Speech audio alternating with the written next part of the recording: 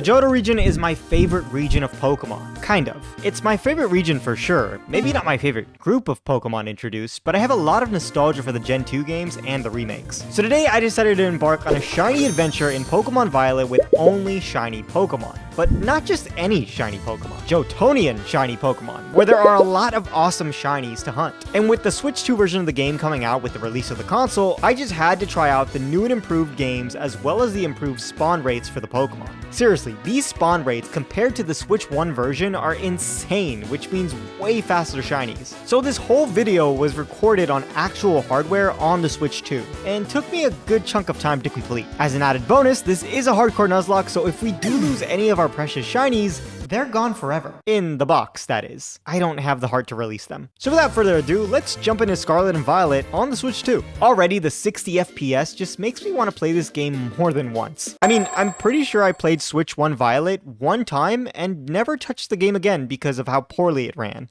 Let's see, is she washing a dish? She's not washing a dish. I'm disappointed. I'm turning off the game right now. I hate how little customization there are in these games. Big step down in that category. Of course, Clavel introduces us to our starters immediately, but these Pokemon aren't Johtonian. They're Paldean. So one of you little guys is going to get super lucky to be in the box for the rest of your miserable life. It's going to be you, Quaxley, because I never completed my dex. I'm sorry, Duckling. While walking down the road with these rejects, I noticed there was a severe thunderstorm hovering over us. What is this, Florida? Glad to know these games are still as glitchy as ever. With our useless non-shiny Johtonian duck, I defeat Nemona and head over to Los Platos, where I realize in order to get access to breeding, I need to complete the school portion of this game. And you may be asking, why do you need breeding? While yes, there are a couple of Johto Pokemon to hunt here in the starting area, such as Azuro, I want to start off my journey with an actual Johto starter. So I'm going to be Masuda hunting one of these three Pokemon. Now, like I said, I picked up Violet once and never touched it again, which means I don't even have the DLC for these games. So I need to sit in Wonder Trade until I get one of them so I can breed it. Now, this did take a while, however, it wasn't a total loss. The Wonder Trade system is cluttered, and I mean cluttered, with Gen Pokemon. And while I don't care for the random shinies we get from these trades, they do sometimes hold ability patches, which can be sold at the shop for 125,000 Pokedollars, which should be pretty useful. I ran into a Seadra as well, which would have been great to breed for a shiny Kingler later, but I didn't think of it at the time, and I just Wonder Traded it back into the system. Eventually, I did find the shiny Cyndaquil, and I headed over to Mesagoza, where I go through this hour-long brutal battle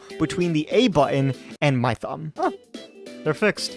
The frame rate is fixed. Once all that's done, I can finally start breeding with this Japanese Ditto and this genned shiny Cyndaquil. And by buying an Egg Power 2 sandwich in Levincia, we can get eggs pretty fast. You know, despite this being an upgraded version, it's still Scarlet and Violet, and with that, we still have bugs. Where the hell is the picnic table? Now, this shiny Cyndaquil took me a bit to find. Egg after egg, no shiny were hatched. But to be honest, the hunt wasn't all that bad. I did some egg hatching in my bed as well, and after about 16 boxes of eggs, here he is. Dang, he's cute while he sleeps. That's probably how good I look sleeping after I found him. And while this shiny is no Gen 2 shiny Cyndaquil, it's still a nice shiny in my opinion. However, it is the weaker one out of the three starters. In terms of shinies, that is. But he's my favorite, so how could I not hunt him? I named him Leto, and if you can guess the nickname theme off that name alone, I will lend you my shiny luck. So get to thinking. By the way, he also had Flash Fire, I guess, because the original one has his hidden ability. With Leto having one of the best typings in the game for early game, all we have to do is just watch as he burns every last one of Katie's bugs to the ground. And with the first badge obtained, he wastes no time evolving into Quilava, who is basically just Cyndaquil, but longer. Yeah, nothing special here. The level cap immediately opens up to 17, as I just do gym level caps for some breathing room, and in no time I run straight past the Titan into Artisan because I just have to check out this windmill. I'm literally foaming at the mouth. Pokemon fans when they get something in a $500 upgrade that should have been in the base game to begin with. Now, before we take on Titan Cloth, I start date skipping for mass outbreaks to see if we find any Johto ones. And I gotta say, resetting for outbreaks on the Switch is insanely easy. I don't even need to change the date. I just press OK and it resets. In no time, I found an Azuro outbreak, and it was near this large pond, and we can't swim right now, so if we hunt it here and it's in the water,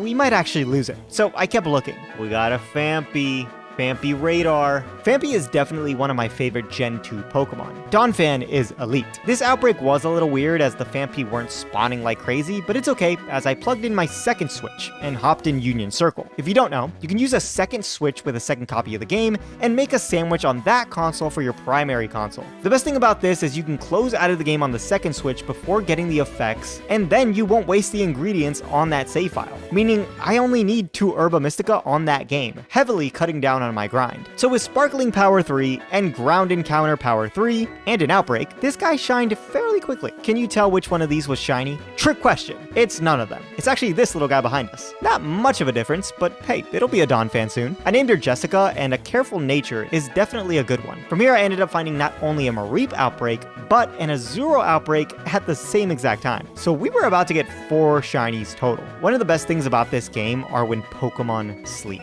This thing is adorable. Now yes, this Azuro Outbreak was near a pond just like the last one, but it was much smaller and I could creep on the other side without falling into the water, so I should be able to encounter it regardless. I did make a tiny mistake by hunting an Azuro instead of a Marill, and I'll explain why that's a mistake in a second. Anyways, on Switch 2, since the range at which Pokemon despawn is so much larger, it's actually better to just picnic reset most of the time. Now you guys tell me who in their right mind is eating a bare-ass sandwich with nothing but tomatoes and pickles inside? I'm throwing up a little bit inside just looking at it. After knocking out 60 of these fragile little beach balls with my shiny Cyclizar to not overlevel any of my actual team, we got our shiny Azuro. There he is. Nice. Hey little guy, let's go. Azuro Shiny is so freaking good, and huge power is amazing because if I didn't get that, we'd be shit out of luck. Now the mistake I made by hunting Azuro was the fact that there was a chance to get Normal Terra, and as you can see, we did in fact get Normal Terra. If we hunted a Marill, we actually would have gotten Water Terra. But hey, I just know I would have got Thick Fat if I hunted a Marill. I named her Erlyn and began washing her immediately since she needed high friendship to evolve. But she didn't actually evolve before the cap, so with Erlyn, Leto, and Jessica on the team, I felt safe enough to take on Cloth. I lead Erlyn, and my plan was to Charm,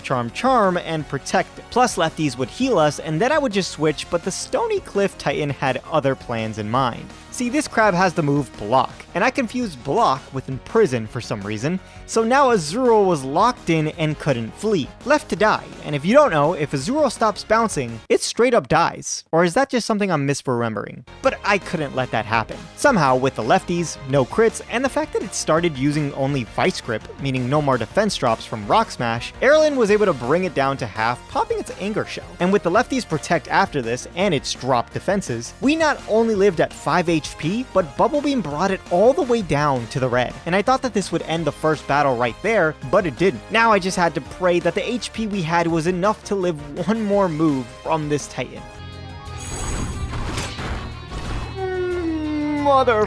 Oh, that was close. I don't know how Erlyn did that, but I'm impressed to say the least. With that, the second fight was way easier than the first. Good job, girl. Oddly enough, Erlyn didn't overlevel past the cap, so she's eligible to fight in the next gym. Not that we need it. Okay, we gotta check out the Sunflora on Switch 2. Now, was that so hard to do on the Switch 1, guys? Come on now. From here, Leto destroyed Brassius just like he did Katie. We embered away, and yes, we did burn Sudowoodo, but we more than likely would have been fine regardless, and to be honest, I don't think I've ever seen it use anything but Trailblaze on the first turn of it being out. And Leto was still faster even after that speed boost. After this gym, Erlyn finally evolved thanks to a bunch of Greppa Berries I fed it prior to this, and it keeps its green, which is nice, but it's going to be short-lived as Marill evolves at level 18, and we were already level 18. I decided to hunt the Mareep outbreak from before, and there was definitely more space in this outbreak, and in no time, I got the pink sheep.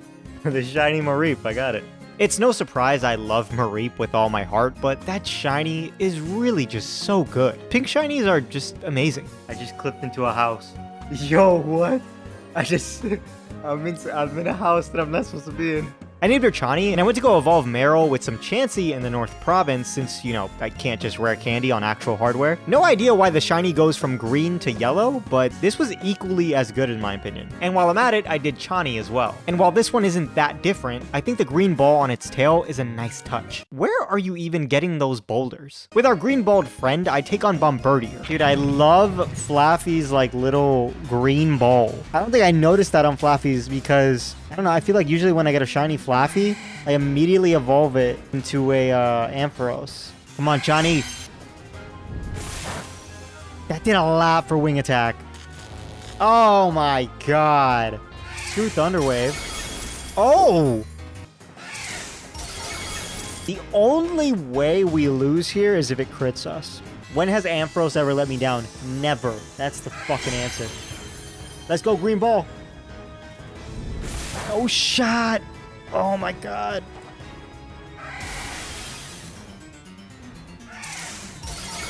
That still does half? Critical hit. I don't know if that was needed. Fun fact, guys, if I didn't evolve it into a Azumarill, it actually learns Play Rough at like 21. Pawnyard's gonna go down to some bulldozers. Look at that shine. Look at that elephant. Who could hate Phanpy? It's like Spiel. You can't hate Phanpy, man. Gyokoma was not a threat at all, and that's because Erlen at this point in the game is just broken. Come on, Princess Erlen. Hit that Play Rough. Okay, come on. You can't... No, you can't be doing that. You can't be missing when I hype you up. Oh yeah, there was no way we were even remotely losing this fight. Azumarill clears. Okay, maybe he isn't that broken. The next gym was in Levincia with Iono, and Iono is usually a pretty difficult fight, but I have a Johto Pokemon in mind that would be the perfect fit for her electric types. And while resetting for outbreaks, I actually found a different type of shiny. Sorry, Cupchew, but we're not using Unova shinies right now. Soon enough, I found a Larvitar outbreak, and there was actually a problem with this. By the way, 26, oh no, it's past the level cap. No, I mean, we could still catch it, but the odds of it being level 24 are so slim. What are we lining up here for? Execution? What the hell? Yeah, they're spawning up there. You can see them. And if it spawns up there, I think it's the... It's that! It hasn't even been 5 minutes! What? Okay, moment of truth. Oh my god, it's level 24! Oh my god! Yo, that was the fastest shiny I think I've ever gotten. What was that, like 3 minutes? I don't want to do Nest Ball. I don't know if it'll catch, though. Oh, nice. All right, you shall be named Fade. I'm like, it might spawn up there. Oh, hello. He's like, no, I'm over here, you idiot. The fact that that shiny was less than 5 minutes to shine, and it was right at the level cap, I mean, just insane. Also, this shiny is more on the subtle side, but I really enjoy it. He was named Fade, and this thing had an amazing nature to pair with its Sandstream ability later. I really hope I don't get a Lycanroc right now, because I won't be able to catch it. Where is this Dragon Dance TM? With Dragon Dance, we had everything we needed to take on Iono. All Fade needs to do is hold leftovers, have the move Protect for extra health every other turn, and we just D-Dance to sweep literally everything on her team. Fade's debut is the best it could ever be. Jessica soon after evolved into its superior shiny form by battling trainers in South Province 5, and in doing so, we get the Eviolite as a reward. Now, despite evolving Phanpy, a ground type, I'm still going to use Erlen to defeat Mela, as she's still just too good. By Rain Dancing, we cripple her Drought Torkoal and also boost Aqua Tail by 50%, and with that Starmobile couldn't live at all. I wonder why Azumarill's tail glows as if it's an electric type. I mean, it is yellow. As always, Orthworm was nothing short of a cakewalk, although it did give us a scare not dying to an Ember from Leto. Still nothing we couldn't recover from. I know, Arvin, you're not happy that it's not shiny. Just put it out of its misery already. Matter of fact, Koraidon, use Hyper! Tofu definitely had Taco Bell for lunch. That's the run of a man who's about to stain himself if he doesn't make it. Now, before we take on Mr. Runs, I evolved Chani into the goat that is Ampharos. And again, pink shinies are just perfection. And the blue accents are just chef's kiss. And also at the level cap, Fade evolves into a purple Pupitar, which is why I needed that Eviolite in the first place. With our newly evolved shiny, I lead her against Kofu's Veluza. All Chani needs to do is Terrasilize, and a mere Thundershock destroys Veluza. And as for Wugtrio, we carry Volt Switch to get a free switch into Erlen for his Crabominable. Now, I did make a tiny mistake. I kind of forgot he would Terrasilize into a water type, and I play roughed. But it's fine, as we have lefties and Protect, and hopefully with no crit, we should be fine. And of course, we can't miss. It was close, but Erlen clutched up once more. Atticus was an easy sweep with Fade, since not only did we put a Lumberry on it, but he has the ability Shed Skin as a Pupitar, which did kick in this fight. Yeah, I'd crash out too if I got defeated by a purple cocoon. Next shiny Jotonian Pokemon I decided to hunt was Sneasel. Rough, the amount of Sneasel is insane. So we're gonna hunt Sneasel here, and I know what you're thinking, right? Like, That's insane, right? That's absolutely crazy. What are you thinking? This thing is gonna die? Yeah, maybe. But Sneasel Shiny is pretty good, and we could just chuck in a Violet on it. It doesn't have terrible attack, and it has very good speed. Trust me guys, Sneasel is the original GOAT before Weavile even existed. It was above the level cap, but it's fine as I couldn't really pass up on this outbreak. This outbreak was spawning nothing but Sneasel with a sandwich. I mean, there wasn't a single Pokemon that wasn't a Sneasel here. Our chances were through the roof. Picnic resetting was definitely the play here, and luckily this shiny was super easy to see. Well, aside from when a snowstorm was up. That made this kind of annoying. Oh man, I thought I saw it. Is this thing getting worse? Brother, I can't see. Blizzard's making it so hard. There she is. There's my hot pink gal. Oh my god, dude, that shiny is so good, man. It's like the Hisuian one is also really good. Come on, it's paralyzed. Get it in the heal ball. No! Come on, get in the heal ball. Yeah! Pretty, baby. Dude, you're so, like, menacing, man. Like, you look like you kick ass. Who kicks ass? Let's go. That shiny is perfection. I named him Paul. He had Ice Terra, horrible nature. However, I will be EV training Paul since he can't reach his full potential. Every other Pokemon I am not EV training, but I feel like we kind of need to for Paul to be viable. And I'll do this if I find another Pokemon like Sneasel, like, say, Coolfish. I trained with some Blissey some more and eventually evolved Leto into his godly form. That is depressing, man. Yeah, Typhlosion is literally just Quilava, but longer.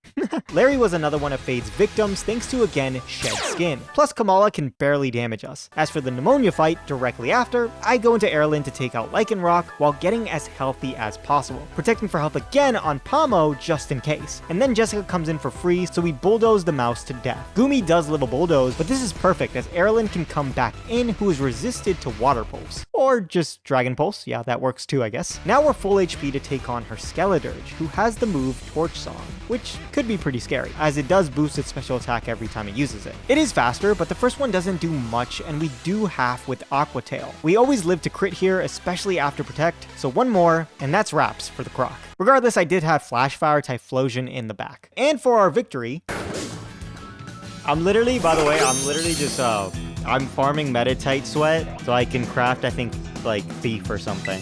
Debut fight, and Sneasel couldn't even knock out the Greavard. Paul and I are definitely gonna have a talk after this fight. Sneasel unfortunately suffers from a terrible moveset, with its most powerful Dark-type move being Thief and Ice-type move being Ice Punch. Without the DLC, these were the only moves I had to do big amounts of damage with, so hopefully we'll be fine. Speaking of Paul, I led him against Rhyme alongside Leto. My plan here was to Eruption both Pokemon to break the skies and do loads of damage, but the problem is it works based off our own HP. And I didn't anticipate Banette's Sucker Punch plus its critical hit. I thought Leto was dead, but Mimikyu just used Light Screen, so we were chilling. Did we get a boost? We got an Omni? It gives us an Omni boost? Why do newer games even do this? Like, you guys remember Tate and Liza? Yeah, let's go back to that. I got it. No! Is it gonna Shadow Sneak? It didn't Shadow Sneak, okay. That's fried out. I'm playing with fire, literally, dude. With both of these guys knocked out, Toxtricity and Houndstone come in. Leto is in dire need to rest, so I switch in Dawnfan, and with the boost from Rhyme, Paul was able to pick up another KO. Come on, baby!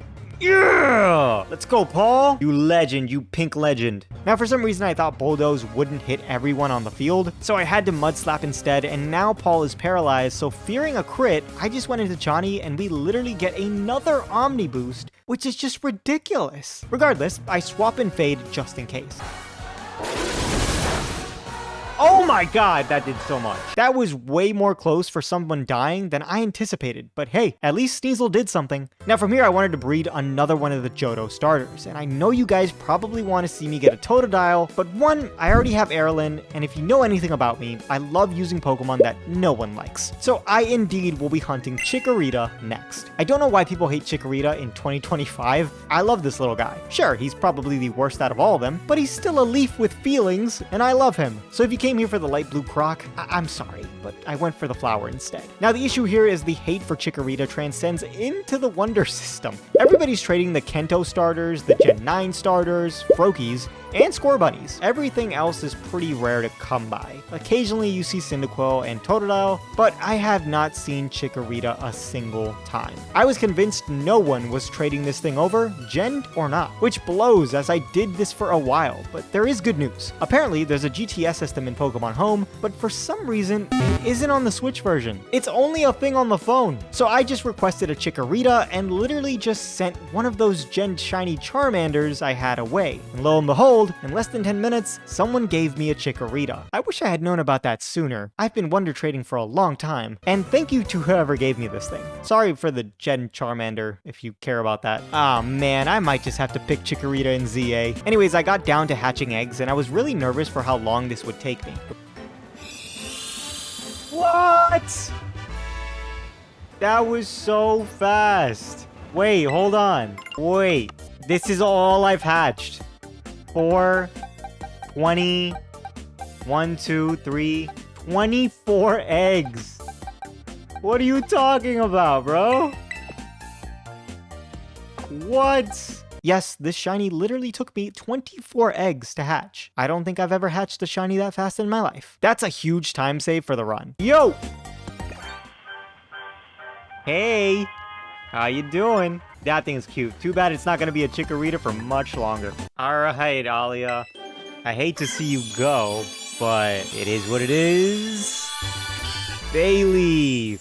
Bayleaf's kind... What is that? What is that, like, peachy hue?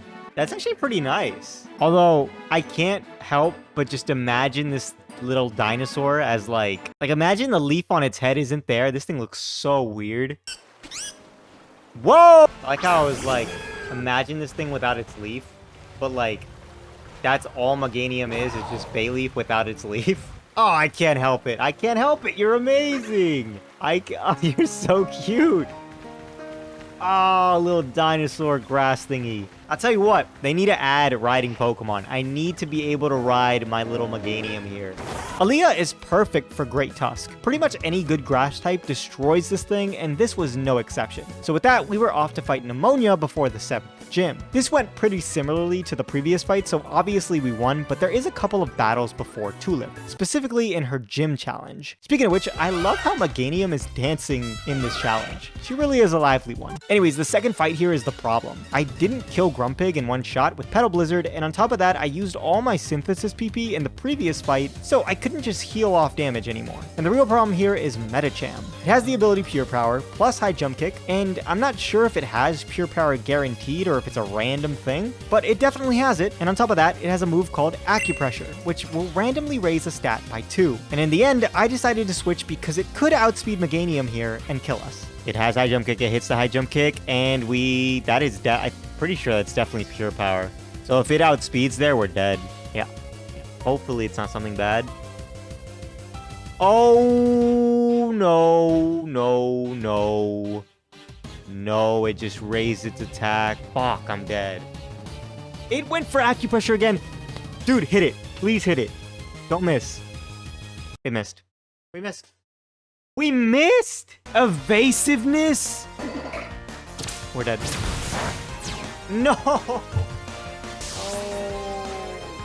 No! We missed. What do I even do? I do have Sturdy, but I have no... So I would... In normal circumstances, I would just Rapid Spin Earthquake. But the problem with doing that, it has evasiveness. I have to Earthquake. Okay.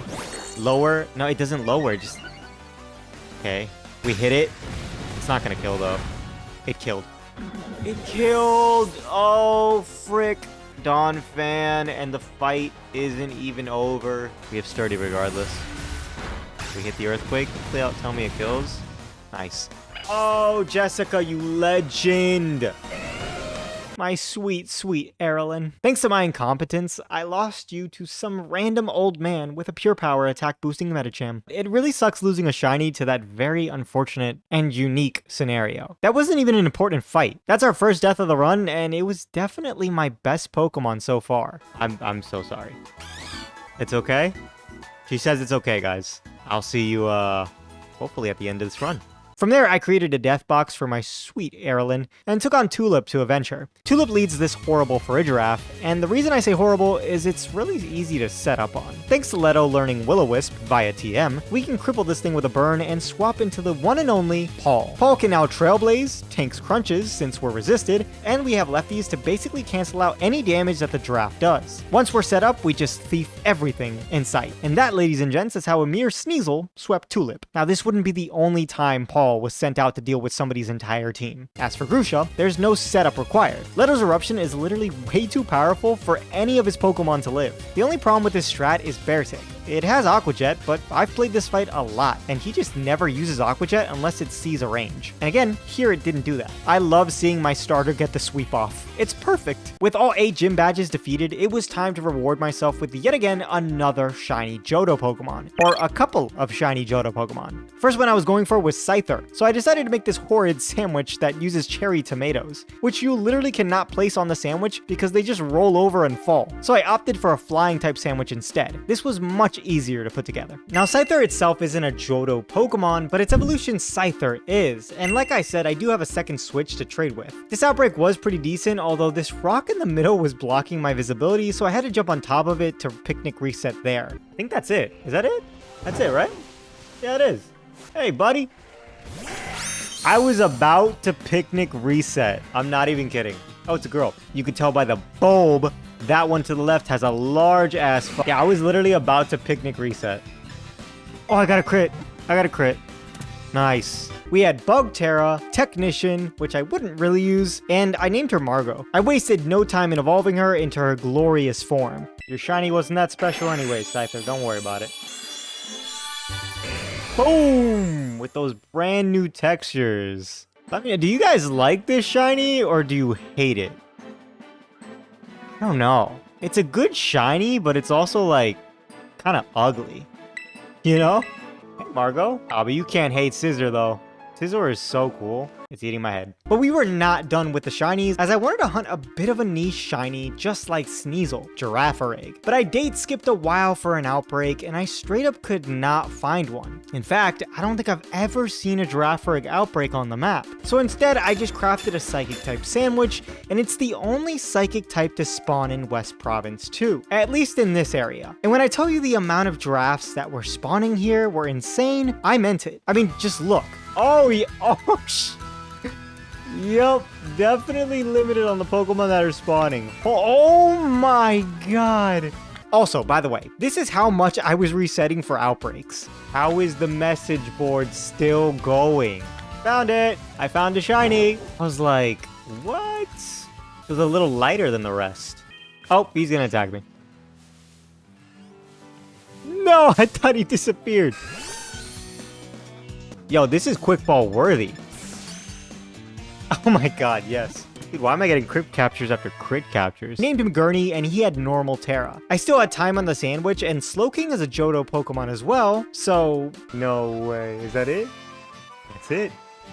That's literally it. I had like 12 minutes on the sandwich, and I was like, let me just go see if I can find a Slowpoke.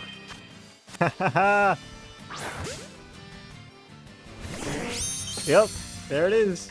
Might as well, right? I named this one Shaddam, which was fitting, and he had Psychic Terra. I was having a very lucky day with shinies. While trying to level up our new shinies with Chanseys, Gurney tried to evolve, and I respectfully declined. Sorry, buddy, but you're going to have to stick to the old ways in this run. I also went to evolve Shaddam right away, and I was surprised at how big this guy was. I thought he'd be smaller. From here, I snagged a couple of TMs I needed for Ortega, our next star member. This included Skill Swap, Sword Stance, and even Baton Pass. Basically, I'm using a strat that I always use for his Azumarill, which by the way makes me so sad looking at. My dear Erlen. Anyways, all we do is Will-O-Wisp, attach the wide lens to not miss, take a big Aqua Tail, hard swap into our brand new Shaddam, whose shiny by the way is just okay. But hey, he wasn't the priority anyways. But to be honest, I didn't realize how useful he'd be, and you're gonna see right now. Basically, we skill swap to get rid of Azumarill's huge power ability, and then we use a move called Chilly Reception. He tells a bad joke, sets up snow, and basically it allows us to late bait switch into Paul since Slowking is slow. By setting up Snow to give Paul a defense boost thanks to, well, Snow mechanic, this allows Paul to Swords Dance, taking barely any damage. Not to mention, Paul loves me so much he's literally dodging moves for us. This thing is crippled now and is doing nothing to us, so we just Poison Jab, and naturally, believe it or not, with Sneasel's 115 base speed stat, he outspeeds every single one of Ortega's fairies. Imagine getting your entire team swept by a tiny pink cat weasel. This is some Ash Ketchum shit for real. I know Ortega's pissed. Very simple strat, just like last time. We're just going to Will-O-Wisp, Wide Lens, Typhlosion, Burn. Our sweeper for this fight is Gurney, but we don't want to come in on a Poison Jab, so we go into Shadow. Shadow here is going to eat whatever this thing throws at it, which is a Poison Jab. Might get poisoned, might not, we didn't, we have lefties, whatever. All we're gonna do is use the same strat as last time. Chilly Reception late because we're slower. More than likely you're baiting a Sucker Punch. If you don't, whatever. We're going into Gurney, the almighty Gurney. This thing is crippled and burned. All we need is 2 Nasty Plots. All we need is 2 Nasty Plots. This thing is EV trained in speed and special attack. That's her last Sucker Punch, right? A little tiny Girafarig with 0 Eviolate on it. Just a Lumberry in case of poison. As a kid, I hated Girafarig. I don't know, I just didn't like it. But growing up, it's just such a cool Pokemon. It's such a unique Pokemon. The shiny isn't drastically different, but honestly, it's one of the, again, it's one of those subtle shinies, but that is just, I don't know, I like it. Moment of truth. Done. Easy peasy. Out of here. Eri and Ortega are gonna be talking about this for weeks, maybe even decades. Hey, you remember that one guy that swept us with a purple Sneasel? I did finish training Pupitar after this, and man, Tyranitar is just awesome. This shiny is subtle, but it's not terrible. I am glad I was able to use Aaliyah against the false Dragon Titan, as well as shot him since he tanks any move Tatsugiri throws at it. Hey Arvin, if we just link up in a Union Circle, we can just get unlimited Herba Mystica. I'm just saying. And I don't mean to heal your Mabostiff. We could just go catch you a shiny Mabostiff and forget this one. With every single Titan, Starbase, and Gym Leader defeated, it is time to take on the Elite Four. After I answer the questions correctly and not fail the entrance assessment. Now, unfortunately, I forgot it wouldn't let me save before Rika, and I didn't lead the right Pokemon. However, I did have the correct movesets, so this was fine. Margot gets access to Swords Dance, but what I didn't know was it was actually a Baton Passer, which is just insane on this Pokemon. So by Swords Dancing and using Agility just once, we can Baton Pass into Aaliyah. It is risky thanks to crit, but Margot dodged the first one, and we were carrying a white herb in case of accuracy drop from her muddy water. From there, all Aaliyah had to do was Terastallize for more power, and that's it. Thanks to the loaded dice item and Bullet Seed, not a single thing can live a hit. Bullet Seed breaks through Donphan's Sturdy, and we outspeed Dugtrio, which were the only things that could stop Meganium's sweep. No one is going to talk down on my beautiful flower dinosaur. I also forgot to buy potions, so hopefully this is all I need to beat the Elite Four. Up next is Poppy, and Poppy gets a nice taste of Leto's Burn, which honestly seems like that's the only thing Leto is useful for in this late game. But this again destroys any offensive capability Caparaja would otherwise have. And with that, I just send in Fade for free against her Stealth Rocks. But I play into her game and get a Stealth Rocks of her own up due to her Magnezone also having Sturdy. From there, we take a brutal Heavy Slam and Scizor comes in after. Just like last time, we are going to set up, but Margot is actually the one who's doing the sweeping this time. Our Vomit-colored bug eats attacks from this all day long, and since you can't crit straight through a burn like you would say the Reflect, we were pretty safe playing with Scissor's life. All we needed was +4 attack and some speed. Close combat from here can obliterate everything. However, I didn't take into account one crucial thing, Corviknight's ability, Pressure. This will make our PP go down by 2 instead of 1, and Close Combat has a total of 5 power points, just enough to KO every one of Poppy's Pokemon had it not been for this ability. I completely mislooked this, and now we're in danger. I only have one more Close Combat, meaning we either use it for Magnezone now, or try and switch right now on Magnezone. And ultimately, I decided it was best to use this Close Combat to get rid of the Magnezone because Discharge has a pretty good chance to paralyze, 30% to be exact, and that would be very bad. So trying to come up with a plan on the spot, I finish off Magnezone and in comes Tinkaton. This thing is dangerous, not only having a Terra boosted 150 base steel type move, but also things like Stone Edge for fire types. Luckily I did have Baton Pass, but this was actually not lucky because I realized something needed to die. Close Combat is a move that lowers your defense every time you use it, and so by Baton Passing, I was passing all of those debuffs to one of my shinies. And a hard switch was just not viable with the moves that Tinkaton had. This means one of you have to die. And I knew I didn't need Aaliyah for the rest of this E4. So unfortunately, this is the one who I ended up sacrificing, and I am so sorry, gal.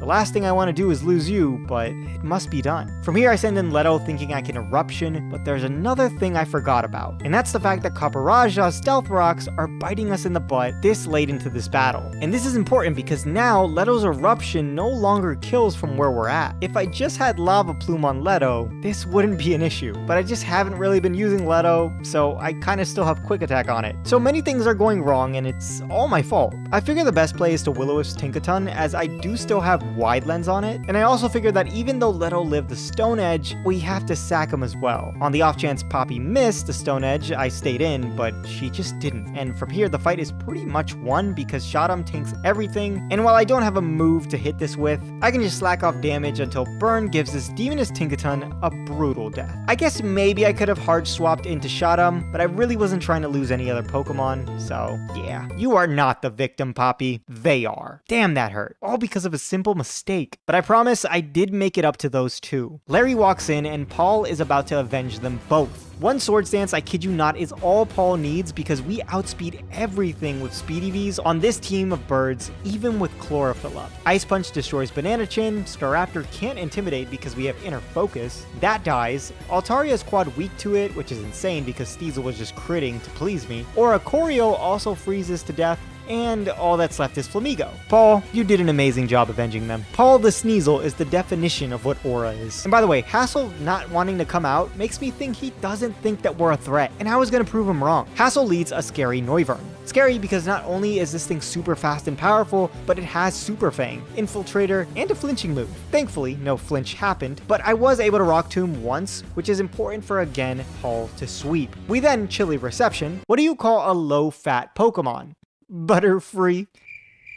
Alright, with that terrible joke out of the way, Shadam sets up Snow for Paul, which doesn't matter as it doesn't have any physical moves, but we get in for free. After our first Swords Dance, Paul dodges a big Super Fang, but after the second one, it does the half of our health. +2 will allow us to KO everything, and we outspeed everything thanks to the Rock Tomb earlier from Shadam. With a Terra Ice Ice Punch, not a single dragon will live to tell the tale of how a mere purple Sneasel took down every last one of them. So Larry can join Tulip, Airy, and Ortega in the group chat. Paul truly is the Duke of Arrakis. I did put a Lumberry on him, by the way, as Dragalge does have Poison Point, which did activate. So thank Arceus for that. All that was left was Gita, and can someone tell me why the hell we're fully healed after Hassel? What is wrong with these devs? Regardless, I boxed Leto and Aaliyah and headed on to the platform. Espathra is very annoying as it has Lumina Crash, which always harshly lowers special defense. It has Reflect as well as its ability copying any stat changes you make. This is easily resolved by leading Shadam once more to pull the same strat from the last fight, only this time we Rock Tomb twice. Then we tell our horrible Butterfree joke once more, and get in for free on Fade as Slowking is still slower despite 2 speed drops. Fade then just Dragon Dances somewhat safely as the Sandstorm boosts his special defense and our Dark typing makes us immune to Lumina Crash. +3 is all we need and this fight is over. Although I'm very confused why Espathra went first when I went for Crunch. The Rock Tombs were done because Opportunist makes her copy our speed stats, but if we were setting up at the same time she's getting boosts, shouldn't we have outsped? Or maybe I'm just dumb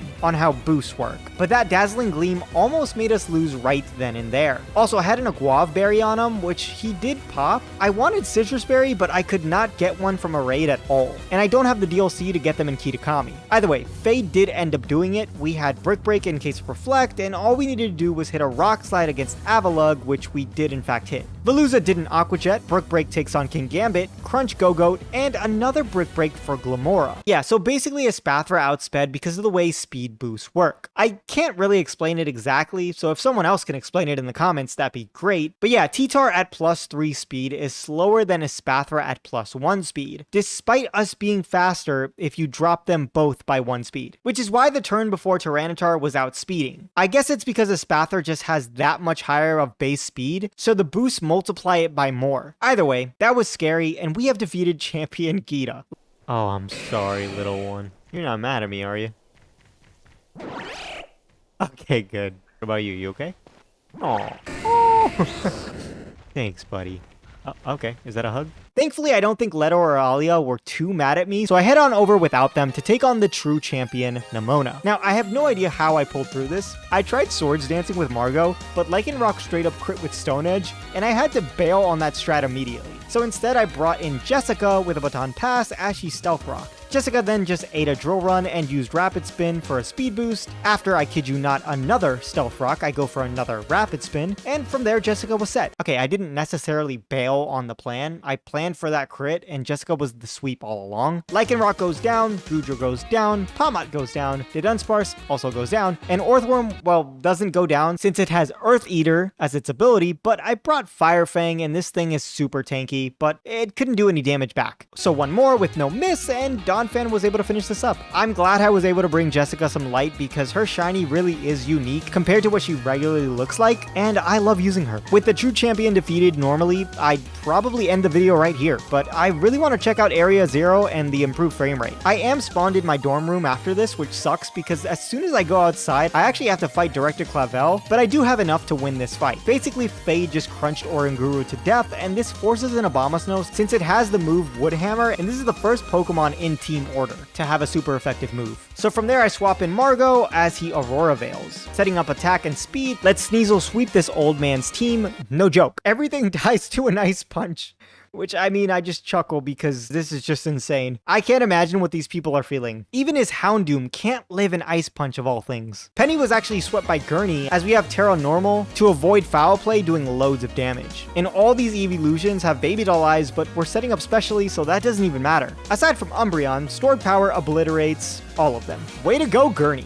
And no joke, at this point in the game, I don't even care if we win the Nuzlocke or not, so I play it risky with Arven's Greedent, almost die, and yeah, Arven also gets bodied the same exact way. Now, I usually never go down to Professor Sada or Turo, and I hate that I don't do it because they really are hard fights, but the time it takes to get all the way down there, even with speed up on an emulator, is just insanely annoying. I mean, even with this amazing 60 FPS, which by the way, no frame drops at all the way through, which feels so good. Yeah, no, it still took me like an hour to an hour and a half to do everything until I got all the way down to Professor Sada. Even on Switch 2, I just don't think I can force myself to do this every time for one battle. It's brutal. All this just to fight one trainer that more than likely you just sack all your Pokemon just to win against. But for this video, I'll do it just for you guys. But in order to pull this off, Jessica needs to lose her life for it. Since I don't have Leto to Will-O-Wisp anymore, I have to lead Donphan to Charm Slitherwing to -6. And this thing is very annoying because it not only has Low Sweep to lower your speed, but also Lunge to lower your attack. But finally, after Jessica bites the dust, we just go into Shotum and just Chilly Reception into Margot, where you guessed it, we just do everything we've always been doing. I do White Herb for that first attack drop, and once we set up more than the amount of attack drops it was getting, we Baton Pass into...